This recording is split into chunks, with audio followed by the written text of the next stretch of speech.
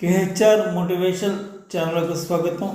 ఆచార్య చాణక్యుడు చెప్పిన నమ్మదగని వ్యక్తుల కోసం వివరించే ప్రయత్నం చేస్తాను.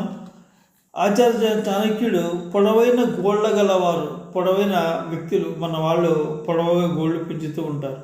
అటువంటి వాళ్ళను నమ్మకూడదని చెప్తున్నాడు. అలాగే క్రూర జంతువులు, పులులు, సింహాలు, ఎలుగుబంట్లు జూ పార్కులో ఉంటూ ఉంటాయి. మన వాళ్ళు సరదాగా దగ్గరికి వెళ్ళి బలైపోయిన ప్రాణం పోగొట్టుకున్న వార్తలు మనం ఎన్నో చూసాం. అలాగే నదులు దాటవలసి వచ్చినప్పుడు ఎదుటి వారు చెప్పిన మాటను నమ్ముకుని మనం దిగినట్టయితే నది ప్రవాహం పెరగవచ్చు, తరగవచ్చు. అది స్థిరంగా ఉండదు. అది ప్రవాహం అనేది వచ్చే నీటి ప్రవాహాన్ని బట్టి పెరుగుతూ ఉంటుంది, తరుగుతూ ఉంటుంది. ప్రాణం ఉండొచ్చు, పోవచ్చు. అది ఎప్పుడు ఒకరి మాటను నమ్ముకుని దిగి ప్రాణం పోగొట్టుకోకూడదు. అలాగే పెద్ద పెద్ద కొమ్ములు గల జంతువులు చూడండి, పెద్ద పెద్ద కొమ్ములు దేనికి ఉండే జింకలు, లేడులు అటువంటివి, అవి ఏమీ అనలేదు కదా. దగ్గరికి వెళ్తే ఎందుకు ఎక్కడ అసలు గేది, ఆవు కావచ్చు, ఇవి వాళ్ళ దగ్గరికి వెళ్తే అది కొమ్ము ఇసేది ఎగిరిపోయిన సందర్భం ఎన్నో మనం చూస్తూ ఉంటాం. అలాగే శస్త్రాలు ధరించేవారు పోలీసు వారు, వాళ్ళు మన మిత్రుడే కదని వాడితో ఆది సాంగత్యం చేయకూడదు. పోలీసు వారు ఇచ్చేవారు, వాళ్ళ డ్యూటీ వాళ్ళు చేసుకుపోతూ ఉంటారు.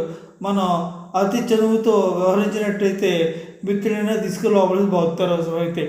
అలాగే స్త్రీలు చెప్తూ ఉంటారు, ఆడదాని గుండు చాలా లోతు ఎక్కువ అని. కట్టుకున్న భార్య అయినా ఆడవారి మాటలకు అర్థాలు వేరే అని ఒక పెద్ద పాటే ఉంది కదా. అలాగే కుటుంబీకులు అంటే ఇప్పుడు ప్రస్తుతం రాజకుటుంబాలు ఎక్కడా లేవనుకోండి. ఇప్పుడు రాజకుటుంబాలు అంటే ఏంటంటే, మీరు పనిచేసే మేనేజ్మెంట్ కావచ్చు, ఆ ఇద్దరు వ్యక్తుల మధ్యన ఏదో ఘర్షణ జరుగుతూ ఉందనుకోండి.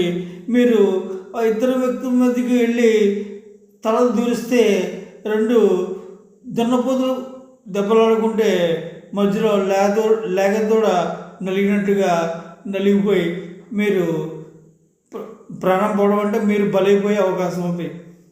దయచేసి సబ్స్క్రైబ్ చేయండి. ఇంకా మరిన్ని విషయాలు, మోటివేషన్ వీడియోలు మీ ముందుకు తీసుకొచ్చే ప్రయత్నం చేస్తాను. దయచేసి సబ్స్క్రైబ్ చేయండి, గంట సింబల్ నొక్కండి, థమ్స్ అప్ సింబల్ని యాక్టివేషన్ చేయవలసి కోరుచున్నాను.